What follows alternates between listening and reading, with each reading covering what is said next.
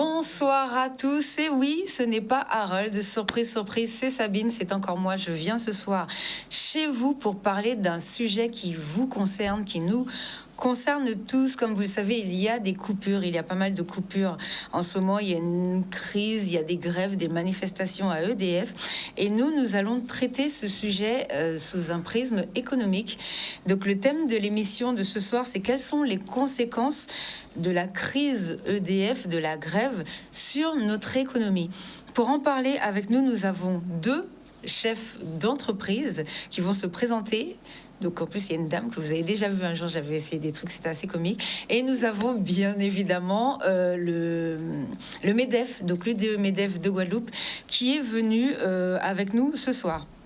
Alors déjà, premièrement, à tous, je vous remercie d'être venus, entre guillemets, au pied levé, puisque vous avez été prévenus tard. Hein, c'est aujourd'hui qu'on a décidé de mettre en place l'émission. Émission qui va se faire en deux parties. Donc ce soir, avec les chefs d'entreprise, si vous êtes un chef d'entreprise et que vous avez des difficultés par rapport à votre travail, à cause de la grève, n'hésitez pas à nous appeler pour nous parler si vous avez un petit problème technique. Et comme ça, moi, demain, je reçois en deuxième partie les institutions, des institutions, et on fera remonter des informations pour savoir s'il y a possibilité de vous aider ou ce qui peut être mis en place sur notre territoire.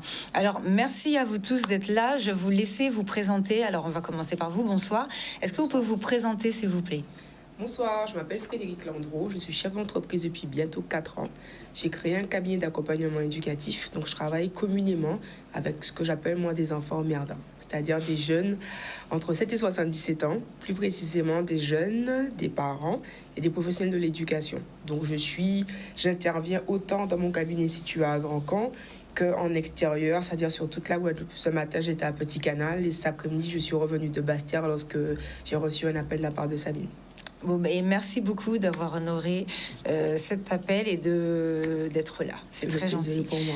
À côté de vous, Monsieur Vélin, bonsoir. Est-ce que vous pouvez vous présenter, s'il vous plaît? Alors, Monsieur Vélin, Christophe. Alors, je vais essayer d'être un peu court. Donc, je suis chef d'entreprise dans le domaine de la communication. Donc, chez nous, on va faire tout ce qui va être création de contenu, des photos, des vidéos, du graphisme, mais aussi beaucoup de sites web et de gestion de réseaux sociaux. Donc, tout ce qui va être sur la présence du web, nous sommes présents. Voilà. D'accord, et vous travaillez aussi dans le tourisme aussi?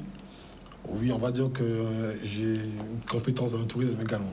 D'accord. Bon, merci aussi à vous d'être venu ce soir. Et vous, c'est Guadeloupe Tech aussi qui m'a conseillé de vous recevoir, puisque c'est très important en ce moment. Il y a pas mal de coupures par rapport aux opérateurs quand il n'y a pas d'électricité. Donc on va en parler tout à l'heure. Et bonsoir, Madame Landreau. Cadreau. Madame Cadreau, pardon. Voilà. Alors moi, Effectivement. Moi, je suis là à l'UDE MEDEF Guadeloupe et je préside la commission tourisme de l'UDE MEDEF. D'accord, alors merci, très important aussi d'être là pour pouvoir nous éclairer et savoir ce qu'on peut faire, enfin quelles sont les solutions que nous pouvons trouver. Alors déjà, je voudrais savoir comment ça s'est passé pour vous la semaine dernière, comment ça s'est passé pendant ce week-end, c'est vrai qu'il n'y a pas eu trop de coupures, comment ça s'est passé pour vous, niveau travail, niveau professionnel? Je vais commencer. Chaque jour, c'était une adaptation singulière, particulière. Donc, je travaille avec beaucoup d'intervenants extérieurs. Les établissements scolaires, parfois, ne pouvaient pas recevoir d'élèves, soit parce que les établissements étaient fermés, soit parce que les élèves eux-mêmes ne souhaitaient pas entrer en établissement scolaire. J'ai pu maintenir un maximum de mes interventions en termes de nombre, mais pas en termes de durée, parce que parfois, certains jeunes ne pouvaient pas se déplacer, parce que les parents avaient des voitures électriques. Ah. Un autre problème aussi. Un problème assez intéressant que je souhaiterais aborder par la suite. Et pour tout ce qui est à l'interne de l'entreprise, donc j'ai 2 apprentis que j'ai dû mettre régulièrement au chômage technique. Ce qui veut dire que pas d'ordinateur suffisamment chargé pour travailler pendant plus d'1 heure, plus de 2 heures. Donc pas possible d'avancer sur certains dossiers. J'avais peut-être 5-6 cours hier à réaliser. Au bout de 2 jours, ça a été fait. 2 après-midi, ça a été fait. Mais les après-midi suivants, obligé de rentrer chez moi. D'accord, alors vous vous déplacez par exemple dans les écoles pour faire des animations avec les enfants. Animation, non, coaching, préparation aux examens, régulation du stress, gestion du travail en équipe, etc. D'accord, en plus c'est assez important comme secteur d'activité. Comment ça se passe quand vous ne pouvez pas aller dans l'école, quand vous me dites que la durée a dû être réduite?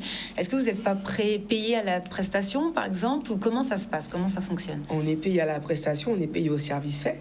Donc, il est impensable de répercuter un manque à gagner sur un établissement scolaire qui va déjà chercher des financements à l'extérieur. Donc, si je prends un exemple, je suis intervenue pour le Greta. Je devais avoir 4 heures d'intervention, on en a fait 3. Donc, mes tarifs sont calculés en fonction de l'essence, par exemple, dépensée, etc. Mais mon temps de trajet est toujours le même. Donc, les charges, les frais sont toujours les mêmes. Sauf que c'est sur la trésorerie de l'entreprise que c'est impacté. Pas par la faute du cabinet Apogée, de mon entreprise, pas par la faute du Greta ou de quelque autre service que ce soit, mais parce qu'il n'y a pas d'électricité. Ensuite, pas d'électricité dans certaines structures, pas d'électricité égale pas d'eau, puisque c'est l'électricité qui ramène l'eau. Donc, insalubrité, du coup, établissement scolaire difficile pour eux de pouvoir accueillir des jeunes, pour tout ce que ça peut engendrer comme conséquence. Et on se rend compte que tous les maillons de la chaîne sont impactés. Donc la pédagogie du contournement, l'adaptation ou adaptativité, je salue Génie Paulin, d'accord, jusqu'à une certaine limite. Donc je suis comme beaucoup de chefs d'entreprise, on a dû s'adapter, on a dû travailler, mettre les choses en place. Moi, ce qui m'a vraiment, ça m'a vraiment dérangé, c'est que mon bureau est situé à Grand Camp, en face d'une enseigne qui a pignon sur rue, qui est à proximité d'une station essence et d'une décharge. Donc, je pense qu'on voit tous de quelle enseigne il s'agit. On est plusieurs à avoir fermé boutique vers 3 heures. Je crois que c'était le mardi. On est plusieurs à avoir fermé boutique. Et quand j'ai traversé la rue, je croyais que c'était... Tout était éclairé. Il n'y avait aucun problème. Donc les grosses entreprises arrivent à s'en sortir puisqu'elles ont tout ce qu'il faut en termes de structure, elles ont des générateurs. Exactement. Et ce sont les petites entreprises qui subissent là pour l'instant. C'est ce qui s'est passé au niveau de Grand Camp. Tout à fait. Alors j'ai un de mes apprentis qui me dit qu'il n'avait pas d'électricité à son centre de formation situé à Jarry. Oui, c'était pratiquement fermé partout. Et qu'il va aller travailler au centre commercial de Bémao. Alors je lui ai dit non, tu vas venir travailler au bureau. Il est arrivé, je crois, 12h40, 14h27. Il sortait d'un entretien avec un collaborateur qui est juste à côté, un imprimeur. Il est revenu, plus d'électricité. Je lui ai dit, OK, 14h30, tu rentres chez toi. Donc, ce sont des heures qu'on va forcément impacter, qu'on va pouvoir répercuter sur d'autres moments de la semaine. Et comment s'organiser lorsqu'on ne sait pas comment va se dérouler le lendemain. Alors, il y a ça pour la partie entrepreneuriale. Alors, moi qui suis entrepreneur, je peux travailler de chez moi. Mais comme je n'habite pas au même endroit, je n'habite pas en dessous de mon bureau, j'ai été aussi impactée. Du coup, il y a déjà jusqu'à 4-5 coupures entre le bureau et la maison, pas de téléphone chargé, etc. On ne peut pas rattraper le travail le soir, par exemple. J'ai un collaborateur qui est réparateur d'ascenseurs. Il m'a dit qu'il a eu jusqu'à 2 personnes bloquées dans des ascenseurs.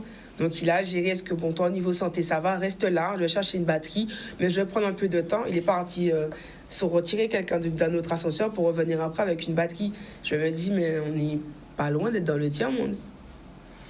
D'accord. Et pour vous, comment ça s'est passé? En plus, vous êtes sur tout ce qui est web. Donc, comment ça se passe au niveau des réseaux téléphoniques quand vous avez des choses à produire? Comment ça s'est passé? En fait, le premier jour, c'était compliqué. Parce que déjà, on n'a pas d'ordi. C'est simple. Il y a des ordinateurs qui sont alimentés, qui sont fixes. Il y a d'autres qui sont portables. Les portables encore, on se dit, il y a un peu de charge d'1 heure, 1h30. S'il y a des coupures d'1h30, ça va. Mais comme on a eu des coupures qui ont duré 2 à 3 fois plus de temps, même avec des onduleurs, au bout d'un moment, on ne travaillait pas. Après, moi, contrairement aux dames d'ici, moi, j'étais à Jarry. Moi, je suis à Jarry. Et certains jours, on a eu des coupures le matin, à partir de 10h. Donc, quand on commence à 8h30, 9h, ça nous laisse 1 heure de travail. Et après, de 10h, parfois, ils étaient gentils, ils renvoyaient à 13h pour aller manger. Au final, même si on a mis sa gamelle, c'était assez marrant de voir parce que je vois mes collaborateurs qui sont là, ils ont leur gamelle, mais ils ne veulent pas manger froid. Ouais. Donc, ils ont tout testé. On a même tenté de mettre sur l'onduleur le micro-ondes. Ça a duré 30 secondes, ça s'est arrêté tout de suite, ça a vidé la batterie. Ouais. Mais c'était juste parce qu'ils voulaient absolument pas manger froid. Mais donc, du coup, déjà, on ne travaillait pas de 10h à 13h. Après, on a recoupé encore à 15h. Donc, du coup, j'aurais dit, bon, on ne travaille pas aujourd'hui. Demain, je trouve une autre solution. En fait, chaque jour, on devait attendre parce que les coupures n'étaient pas toujours régulières. Donc, chaque jour, son lot d'organisation différente. On devait faire preuve de créativité. Donc, on a commencé à travailler au papier, comme avant, en fait, j'ai envie de dire, parce qu'on n'a plus d'ordinateur. Et donc, sans ordi. Pour les ordi, c'est quelque chose. Après, nous, on a un système de stockage en interne où sont stockées toutes nos données.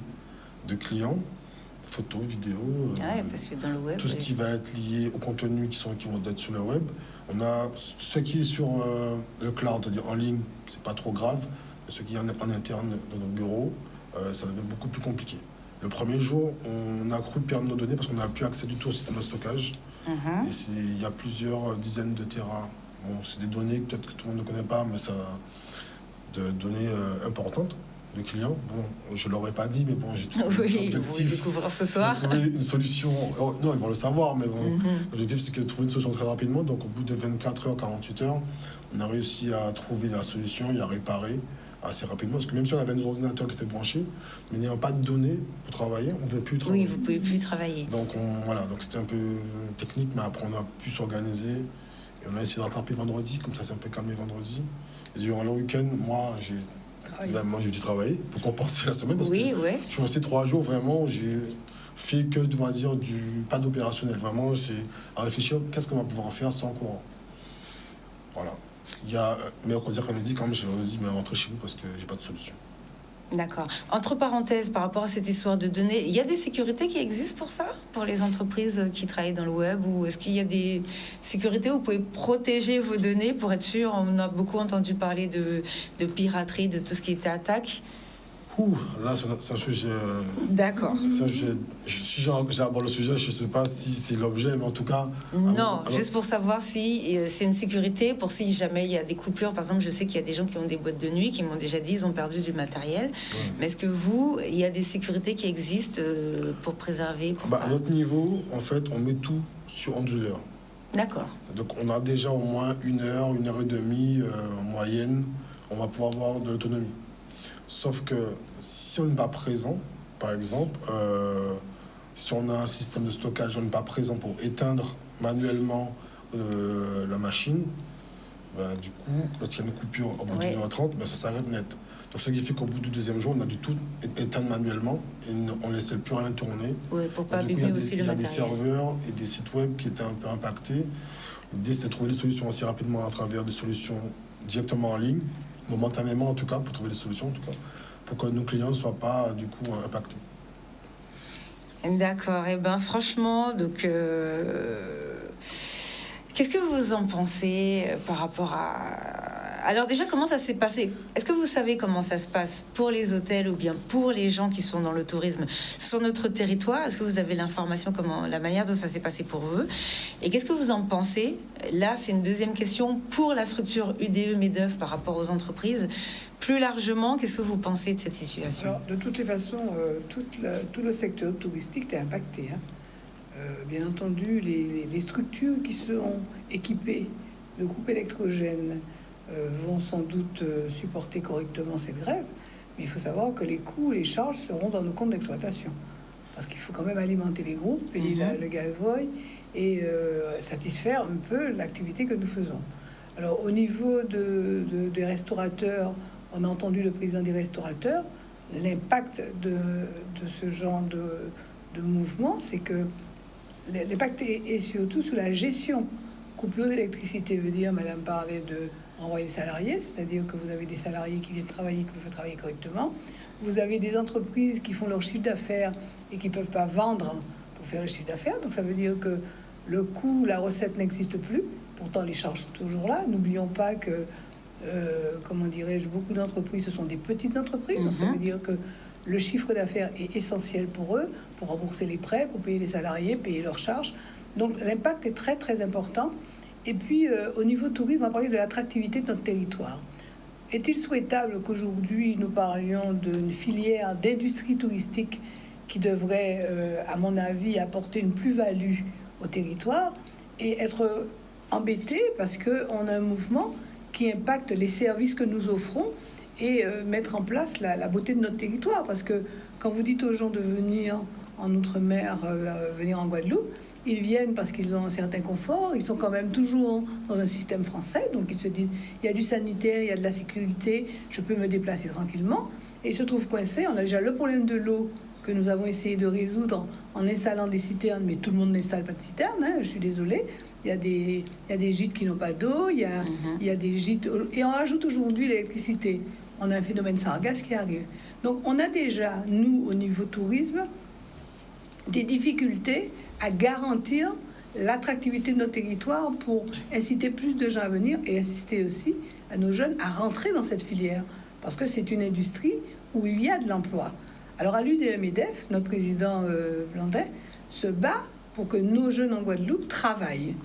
Et on sait que dans cette filière-là, on peut apporter une réponse. On n'est pas sûr que tout le monde ira, mais je peux vous assurer que c'est un métier qui est vraiment d'avenir, parce que non seulement quand vous êtes bien formé, vous pouvez accueillir correctement les gens, les servir correctement, mais vous pouvez aussi vous-même vous épanouir en voyageant et en allant vendre votre savoir-faire ailleurs. Donc, si vous voulez, pour nous, à l'UDM-EDF, ce mouvement a impacté trop de petites entreprises. Il faut qu'on se rende tous compte qu'il y a trop de petits entrepreneurs qui rentrent chez nous. On a beaucoup de très petites entreprises qui adhèrent à l'UDM-EDF et aujourd'hui, ils sont tous aux abois. L'aquarium, qui est un plus gros, est impacté. Les coûts aujourd'hui de charge, la marchandise que l'on va jeter, parce qu'il faut savoir qu'il y aura des pertes non seulement d'exploitation, mais il y aura aussi des pertes de biens, parce que vous avez les appareils qui tombent en panne, vous avez la marchandise que vous avez achetée et que vous ne pouvez pas conserver dans de bonnes conditions. Il n'y a pas de clients qui viennent non plus. Vous avez un magasin, un collègue qui n'a pas pu encaisser. Alors c'est bien joli de dire on va faire à la main, mais le TPE ne fonctionne pas, le terminal de paiement ne fonctionne pas. Donc il faut que l'on arrive aujourd'hui à se dire que le fait d'avoir interrompu l'électricité plus de 4 heures, eh ben, ça a été beaucoup plus lourd. C'était beaucoup plus lourd pour eux, parce que vous pouvez recharger des batteries, vous pouvez vous réorganiser. Mais là, c'était ingérable. Donc, normalement, ce qu'on demande aujourd'hui, c'est qu'on protège cette économie qui est déjà fragilisée par les effets de Fiona, les effets de crise de Covid, toutes les crises gilets jaunes et tout. qu'il y a eu auparavant. Aujourd'hui, pour rebondir, le territoire ne peut plus se permettre. Et puis, il faut redonner du moral. Il faut redonner le moral aux Guadeloupéens, parce que je vous assure que Fiona, il y a beaucoup de gens dans la détresse en ce moment. Oui. Donc, nous, au niveau entreprise, on se dit qu'il faut que l'économie reparte pour que le territoire se redéveloppe. Et là, vous avez entendu, on nous parle maintenant que nos plages seront peut-être impactées. Donc, il y a trop de petits désordres, je dirais, de petits manquements qui risquent de nous pénaliser. N'allons pas en chercher d'autres. Nous, on dit non, il ne faut pas qu'on aille en chercher d'autres. Il faut qu'on trouve des solutions entre nous, sur la Guadeloupe, entre Guadeloupéens, pour qu'on trouve des solutions et qu'on avance. Alors surtout que les chiffres en plus pour le tourisme viennent de tomber, le président de région en a parlé, et c'est très intéressant parce que c'est un dossier qu'on a suivi pendant des années, 3 ans, 4 ans.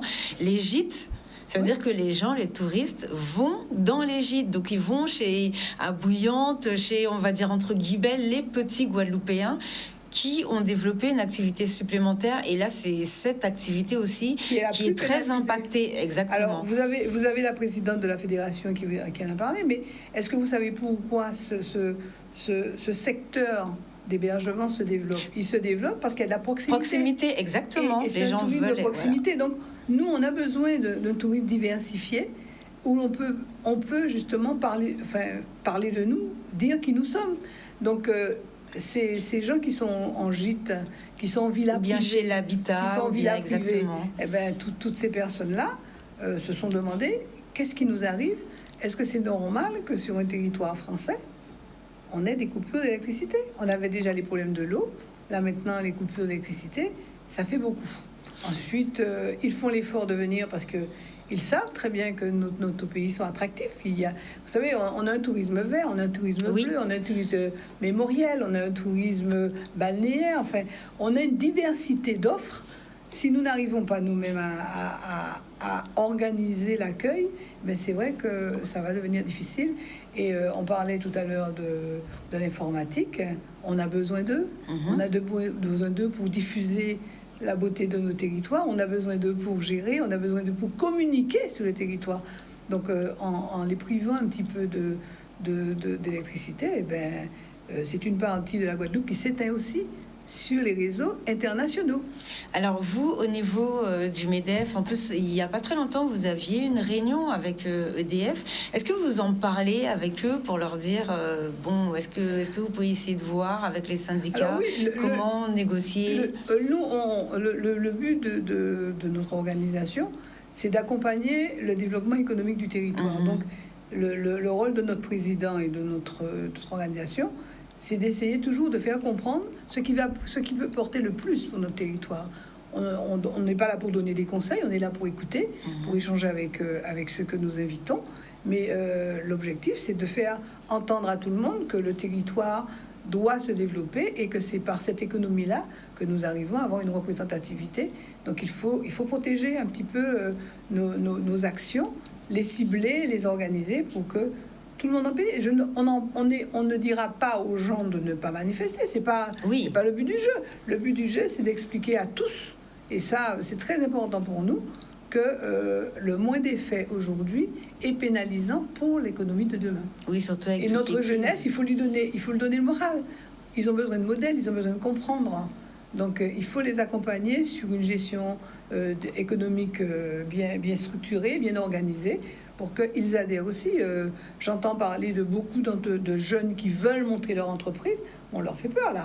Ouais, ceux qui veulent revenir, ils vont avoir peur. Ils se disent, est-ce que j'y vais ou est-ce que j'y vais pas ? Est-ce que je prends mes fonds, mes capitaux, je passe du temps, j'essaie d'embaucher et j'essaie de participer au développement économique de mon territoire.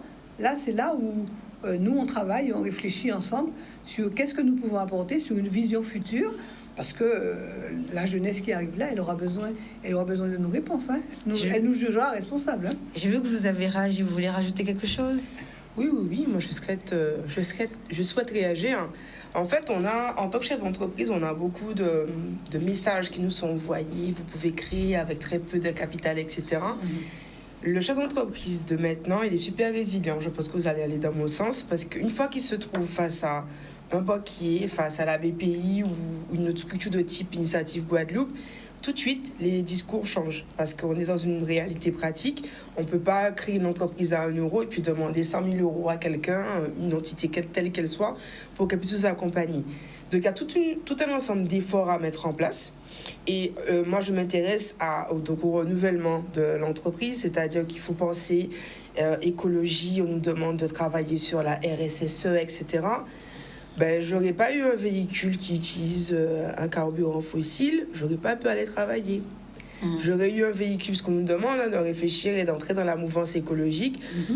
Mon entreprise se situe en face d'une enseigne qui a des postes de chargement de véhicules électriques, mais s'il n'y a pas le carburant électrique, on ne peut pas aller loin.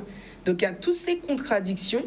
Et ce qui me dérange, c'est qu'on est sur un petit territoire et que c'est vraiment exigu. Le territoire est exigu. Il devient encore plus hostile que de raison. Et malgré tout, je sais qu'il y a une envie de créer, qu'il y a une envie de monter des entreprises, de reprendre des entreprises, de modifier des pratiques qui existent déjà. Mais comme disait madame, tous les problèmes d'aujourd'hui vont rester là pour demain. Donc l'intérêt, c'est d'avoir des solutions, oui.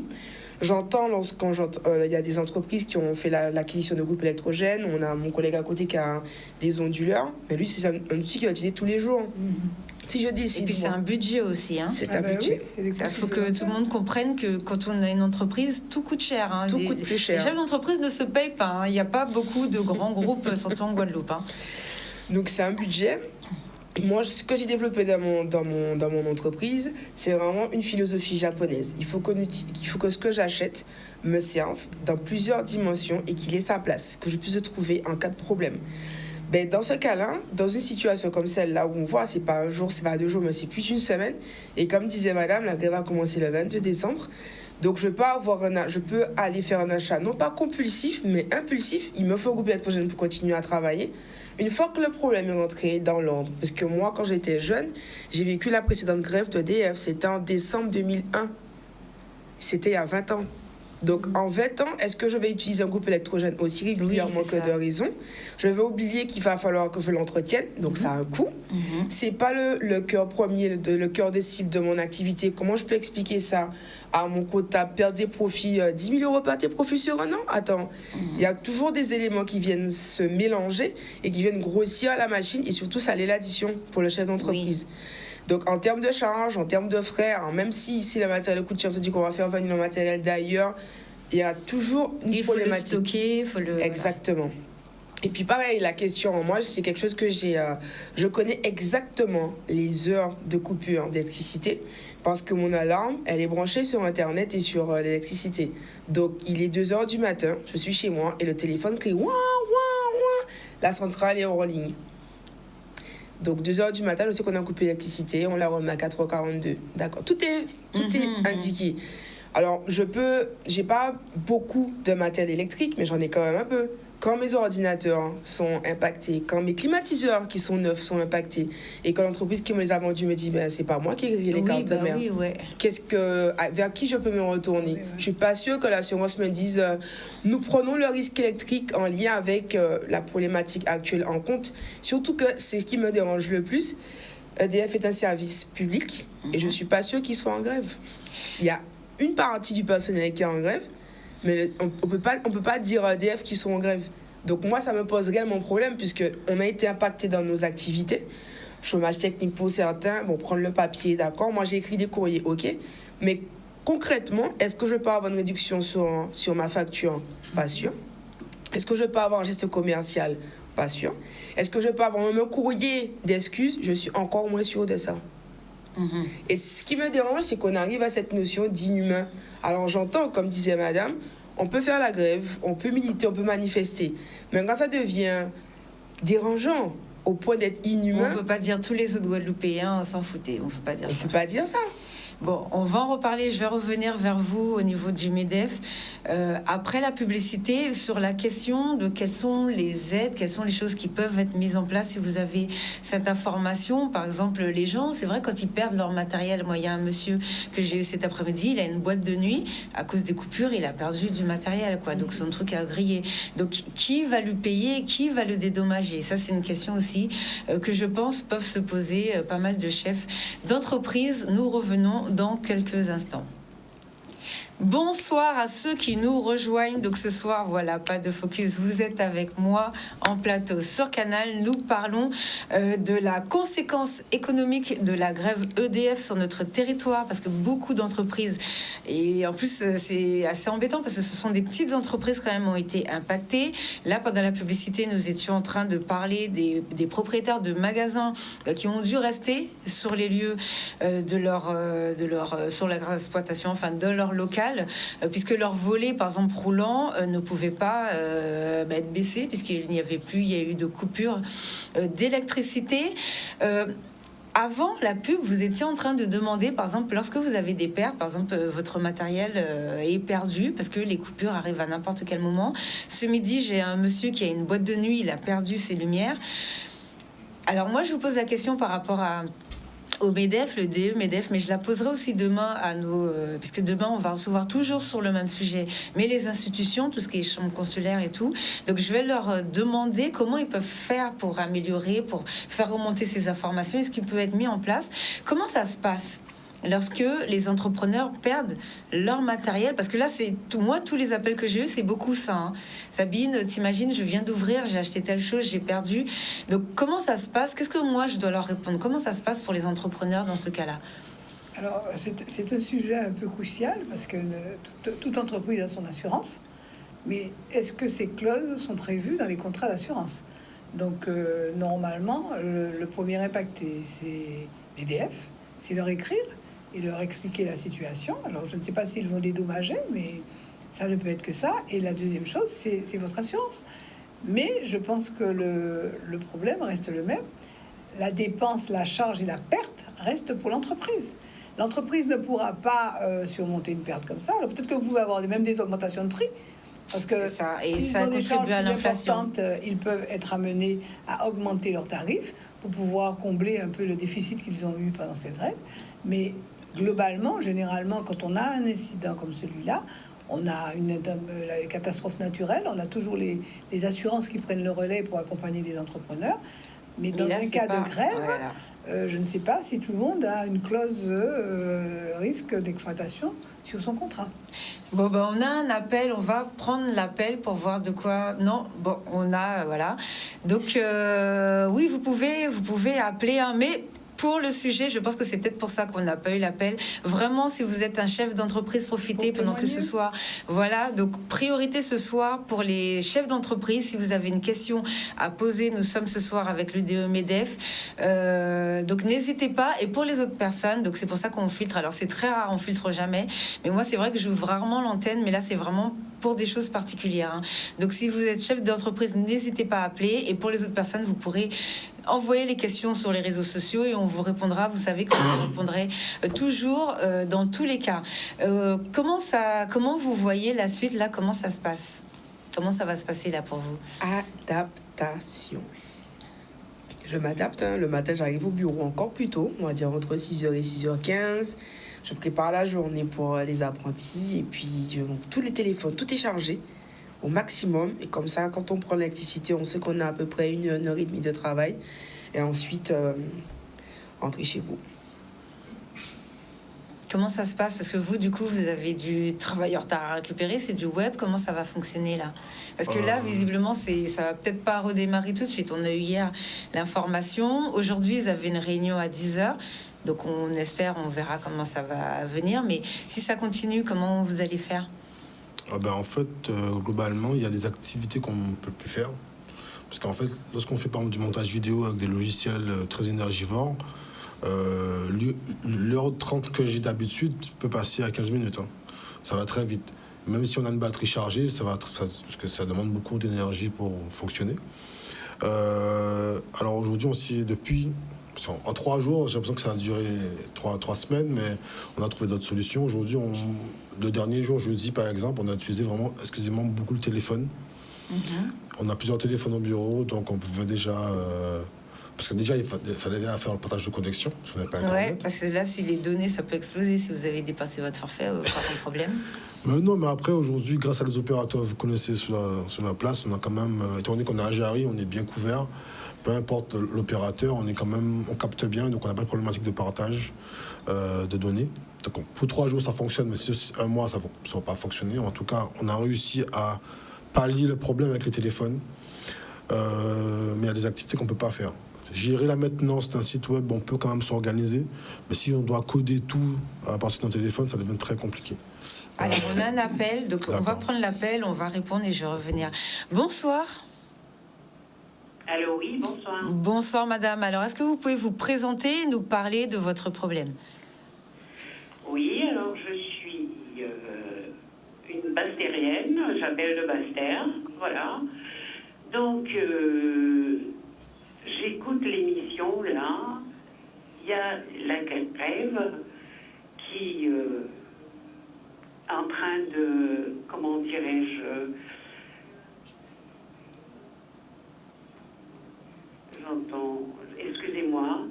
Donc, il y a la grève EDF qui dure depuis combien de temps? Il y a des responsables à cette grève.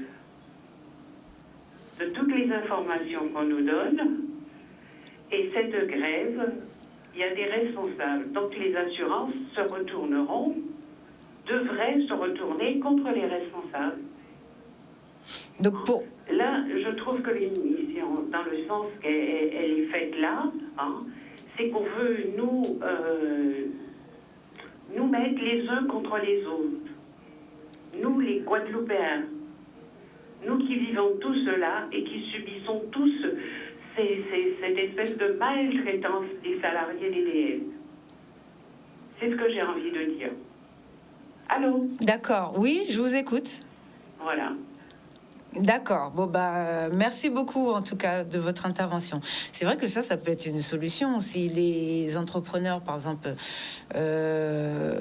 portent plainte à EDF pour leur matériel perdu parce que leur électricité et que EDF, après, se retourne, se débrouille pour rembourser les gens, en fait. Parce que là, c'est pas mal d'entreprises qui sont touchées. On n'accuse personne. On cherche justement comment être dédommagé des pertes subies. On n'accuse personne. Moi, j'accuse personne. Et je pense qu'il faut qu'on soit tous conscients que à partir du moment où les gens ont des pertes et qui ne sont pas liées de leur fait, ils ont des assurances pour ça. Et la personne qui a causé le problème eh bien, est impactée. Mais c'est un peu ce que nous défendons, c'est écrire à l'IDF pour expliquer la situation. Et ensuite, eh bien, on va toujours contacter son assurance. Hein. Tout ce qui nous arrive au quotidien, on contacte d'abord son assurance pour avoir une indemnisation. Et c'est important que les coûts que nous aurons à subir, la marchandise qui va à la poubelle, les appareils qui ont été abîmés par le retour de l'électricité, le personnel que l'on a dû mettre au chômage technique ou même parfois payer et qui n'a pas pu travailler, et bien tout ça, ça rentre dans un compte d'exploitation. Et le propos aujourd'hui, c'est de minimiser les pertes pour que les entreprises restent ouvertes. Oui, parce que là, on va sur la faillite de beaucoup de gens. Que ça pénalise ou que ça impacte comment s'appelle, le projet de développement d'une entreprise. Alors, on a un deuxième appel. Bonsoir. Bonsoir. Est-ce que vous pouvez vous présenter, nous parler, enfin nous expliquer ce que vous voulez dire? Allô? Allô, oui, bonjour. Bonsoir. Bonsoir. Allez-y, présentez-vous. Oui, allô, bonsoir. J'appelle de la métropole, en France, quoi.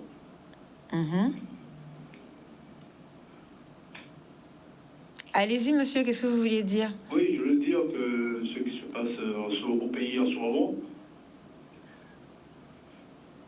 c'est pas juste, quoi. Parce qu'il y avait l'eau, on coupe l'eau, ça devient une habitude. Et pour le courant, ça va être pareil aussi, une habitude. Tout ça, c'est un engrenage. On a très bien compris, hein, comment ça se passe. Parce que tout ce qui va arriver aux gens qui ont des problèmes, le truc qui ont été brisés, tout ça, ça va entraîner. Et toujours les gros qui anticipent des grosses choses. Comme si la dame disait que les petites entreprises, c'est toujours les petites qui vont se souffrir de tout ça. Ils ne veulent pas qu'on prenne sur nous. Et le pays produit plein de choses. On a le soleil, on a le vent, on a plein de trucs. Et comme on a dit, le carbone qui mangeait, on dit oui, pour toujours faire nous souffrir. Il y aura ça très bien qui sera passé. Pour nous pas faire mal, comprendre. Je crois très bien que nous sommes intelligents. Nous sommes intelligents et on a des choses à faire. Il y a des gens qui travaillent dans le courant aussi, de solaire, tout ça. Ils peuvent aussi parler sur le plateau aussi de tout ça. Et on peut voir comment prendre sur nous. Parce qu'ils amènent en sorte qu'on prenne sur nous. Parce qu'aujourd'hui, panique l'eau, c'est une habitude. Pour l'esclavage, panique quoi? Ça veut dire quoi? Moi, j'arrive en France, ouais. Mais là, ouais, peu pour moi, j'ai pas souffert. Je crois que nous continuons combien de fois, vous comprenez? Et ça, j'aime pas ça. C'est une injustice, tu vois. Et ça fait une sorte, même si ça a des problèmes de matériel qui est cassé, ça qui va entraîner par tout ça, entraîner. Entre-temps, toute l'entreprise les meurt, et ils meurent. Tout ça, c'est du système. Tu vois? Et ça arrive en sorte, toujours passer par les pages, relevez-nous. C'est pour ça qu'en sorte, en gros, pour qu'on puisse toujours dégager le pays. Diviser pour une meilleure ennemi. Étoiler le pays un peu, voilà, je vais nous souffrir. J'aime faire en sorte qu'on ressorte. Mais je m'en comme ça, je m'en fous. Tu vois? Moi, je suis artisan aussi. Je suis artisan aussi, je sais comment ça se passe. C'est pour ça que les jeunes, ils partent, ils laissent le pays, ah ben les autres, ils viennent, ils se servent. Toujours les gros qui ont tout, les citernes d'eau, ça peut arriver, il va du coup éloigner tranquillement. Il va faire comme il s'en va aussi. Ouais, parce qu'ils ont le budget. Toujours en combat. Ok, merci. Merci beaucoup, merci beaucoup pour votre intervention. C'est vrai que c'est plus facile quand ils ont le budget et comme vous disiez tout à l'heure, des fois il y a des obligations. Par exemple, les centres commerciaux doivent avoir des moteurs pour prendre le relais. Mais justement, moi j'ai une question par rapport à ça. Avec ce qui se passe, nous sommes sur un territoire où il y a du soleil. Est-ce qu'on pourrait pas plutôt aller vers aider les chefs d'entreprise, par exemple, à installer des panneaux solaires? Comme ça, on sait que lorsqu'il y a des problèmes, il y a un relais qui est pris, un petit peu comme ça peut se faire sur l'eau, par exemple pour les centres commerciaux. Les générateurs, c'est bien, mais bon, ça reste de l'énergie fossile, ça leur coûte très cher. Est-ce qu'on peut partir sur un principe sur ça, selon vous, pour notre économie, pour le secteur économique? Mais nous avons justement une commission sur la biodiversité et l'énergie, qui travaillent là-dessus. Mais vous savez, tout ça, c'est une action que nous devons mener tous ensemble. À partir du moment où on présente le projet à la population et qu'elle y adhère, je pense que nos élus vont aller dans ce sens, les entreprises vont se créer et on va commencer à installer. Donc ça a déjà existé, il y a déjà une campagne pour la pose de panneaux solaires et les gens revendent leur électricité à l'EDF. Donc ça existe déjà. Maintenant, il faut continuer les campagnes. Et je crois qu'il n'y a pas que le solaire, hein. On a de l'eau aussi. Oui. Donc on a le vent, on a l'eau, on a le soleil. Donc je vous dis, on a une attractivité du territoire, des atouts sur le territoire qui peuvent nous permettre d'avoir une bonne attractivité économique aussi. D'accord. Est-ce que vous voulez rajouter quelque chose avant qu'on passe à l'émission politique avec Ulysse Boissé qui arrive tout à l'heure? Est-ce que vous voulez rajouter quelque chose sur ce sujet?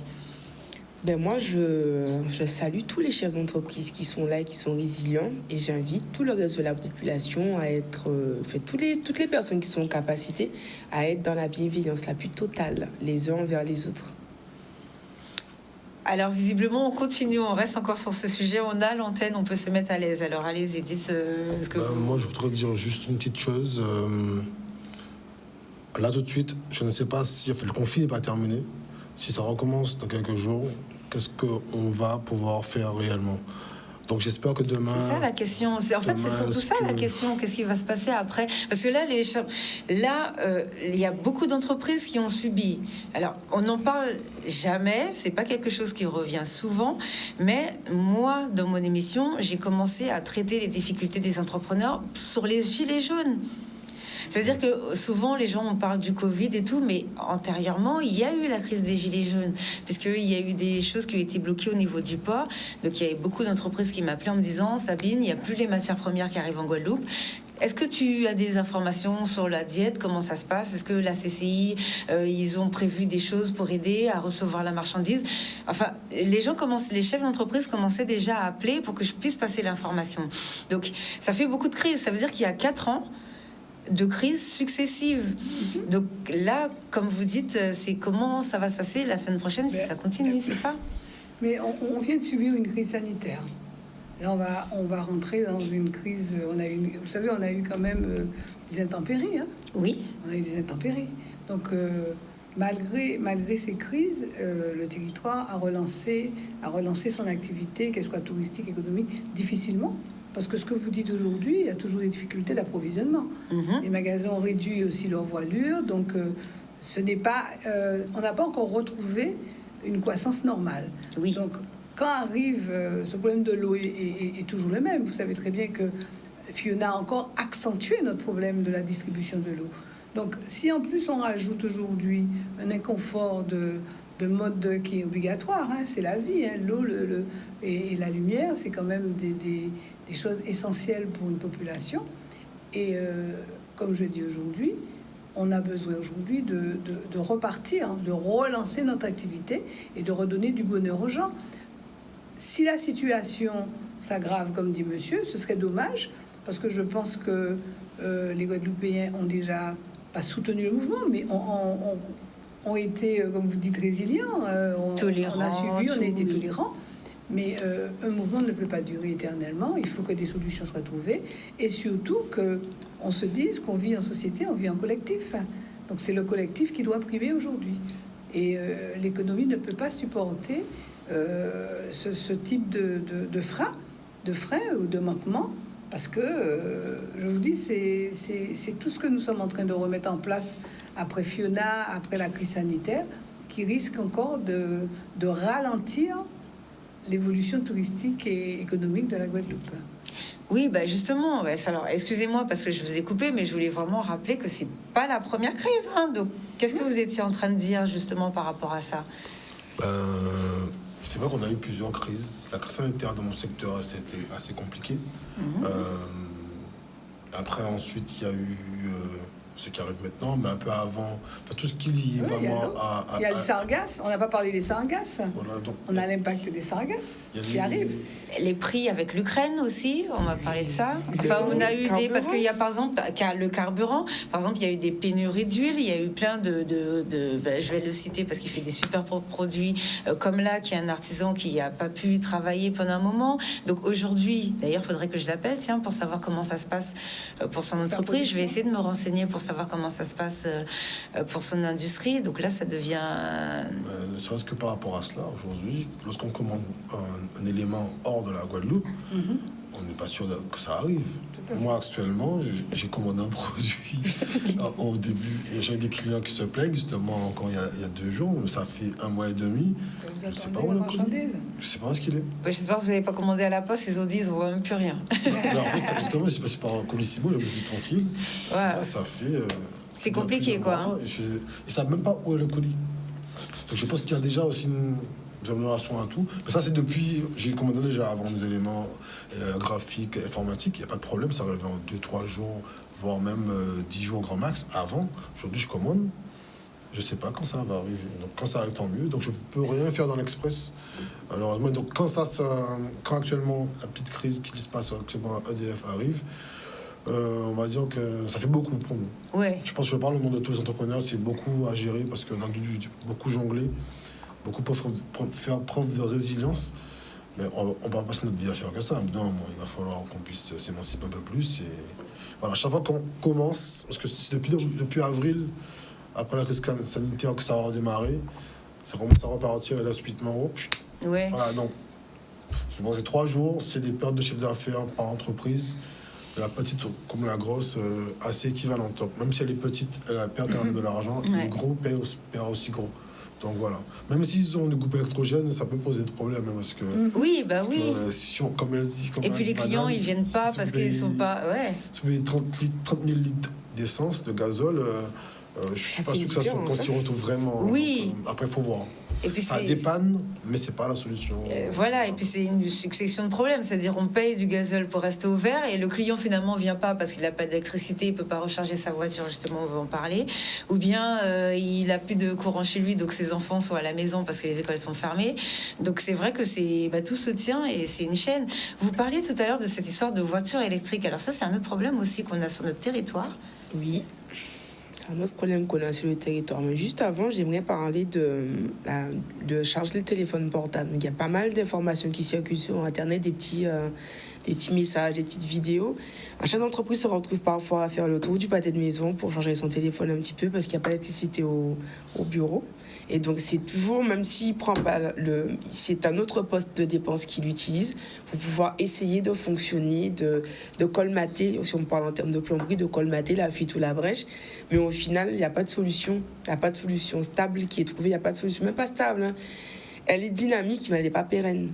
Donc, ça use le chef d'entreprise. Ça use les employés, on en parlait, qui finissent par avoir peur, en fait. Je viens travailler, d'accord, mais alors peut-être qu'on va casser chez moi, peut-être que je ne pourrai pas retourner chez moi, peut-être que ma voiture électrique, puisque je viens de l'acheter, je ne pourrai pas continuer à la payer, etc. Et c'est tout un système qui devient un engrenage. Ça me rappelle le film de Nelson, fois 5 minutes 20, où on se rend compte que ça fait un peu plus de 4 ans qu'on est dans crise après crise, épisode après épisode, et puis c'est pas assez... J'ai l'impression que la seule chose qui a été régulière, c'était les confinements par rapport au Covid-19. Sinon, chaque fois, c'était des éléments différents. Avant et après, c'était des éléments différents. Et puis, même si on développe la créativité, la compétence, la technologie pour pouvoir y arriver, ça use. Chaque entreprise, c'est avant tout un être humain. Il a aussi une famille, il a aussi le droit d'avoir peur, d'avoir des insécurités. Mais il a pris la responsabilité d'avoir une entreprise parce qu'il croit en son pays, parce qu'il aime son pays d'une certaine manière, parce qu'il a une vision pour son pays. Il s'est dit qu'il va avoir des employés parce qu'il ne peut pas tout faire tout seul. Et puis il se retrouve à avoir tout ça sur lui, sur ses épaules à porter, avec pas forcément de réponse. On parlait tout à l'heure de l'assurance, mais s'il n'a pas pu payer son assurance, comme on connaît pas déjà d'entreprises qui ne peuvent pas être couverts. Voilà, qui demandent des moratoires à l'URSSAF pour les charges fiscales, les charges sociales pour l'URSSAF, et qui ne peuvent pas, par exemple, répondre à des appels à projets pour enflouer la trésorerie, parce que c'est un cercle qui n'est plus vertueux.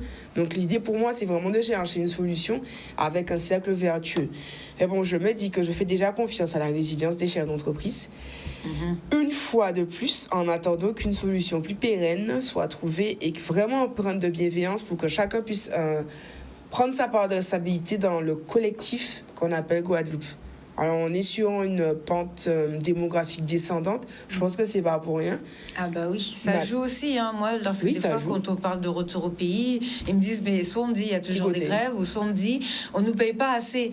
Donc, parce qu'il y a aussi le discours. Moi, je sais pas aussi le pourquoi forcément de la grève. J'avoue que j'étais en vacances tranquillement, peinarement, et je suis venue là pour cette histoire de grève. Mais c'est vrai qu'il y a aussi les jeunes qui nous disent, par exemple, est-ce que demain, EDF paye suffisamment aussi les employés, et est-ce que les gens qui font grève, il n'y a pas aussi trop de grève? Donc il y a aussi peut-être avoir une meilleure entente entre les employés et les salariés pour qu'il y ait moins de mouvements sur le territoire, puisque ceux qui veulent pas revenir ou ceux qui veulent partir, ça aussi c'est une des raisons aussi pour lesquelles les jeunes ne veulent pas rester en Guadeloupe. Oui, l'entreprise c'est l'employeur et les salariés, donc il faut instaurer déjà un dialogue social, respecter, comme on dit, les règles du travail, et savoir que l'employeur qui prend le risque de s'engager pour créer une entreprise, il prend beaucoup de risques. Oui. Son risque est plus important, et il est évident que quelquefois il y a des failles. Hein. Je ne dis pas qu'il n'y a pas de failles dans une entreprise, mais il faut savoir que les salariés comptent sur vous. Vous savez que quand on dit à un salarié que, à cause de la grève, les outils ont été abîmés, il faudra que tu restes, je ne pourrai pas te garder et tout. C'est une remise en cause aussi pour toute une famille. Donc moi, je ne joue pas sur ce tableau-là. Nous ne jouons pas sur ce tableau-là. Nous disons que nos jeunes doivent travailler.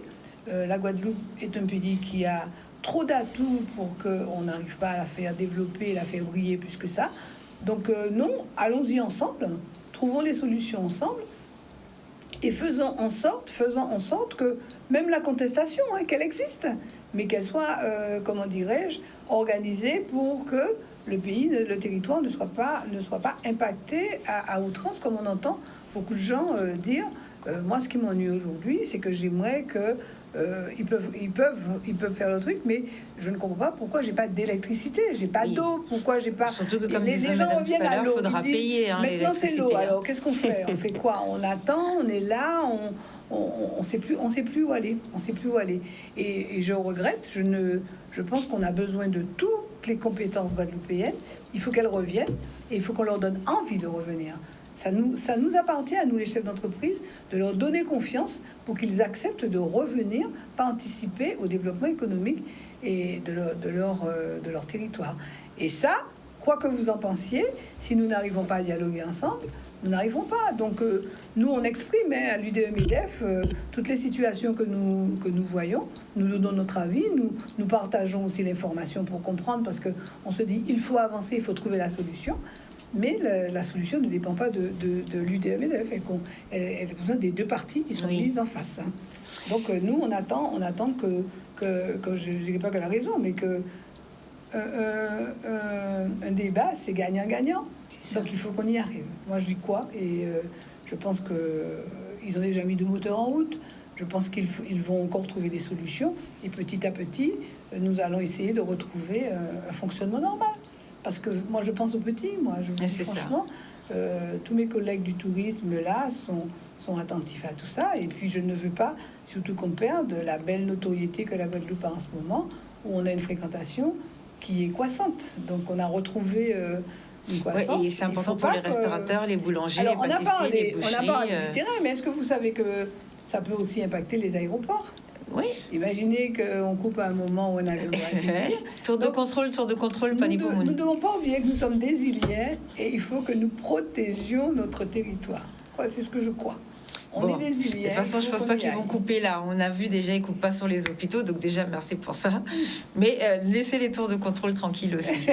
Bon, merci en tout cas de votre participation. Demain, on va refaire la même émission, mais avec les acteurs économiques à qui on pourra poser ce genre de questions. Comment, voilà exactement, donc comment faire? Est-ce qu'en Guadeloupe, il faut qu'on commence à, pour les chefs d'entreprise, mettre plus d'autonomie, les panneaux solaires, les compresseurs d'eau, enfin de manière à ce que quand il y a des mouvements, que les entreprises ne coulent pas, parce que là, notre tissu, il est très fragile.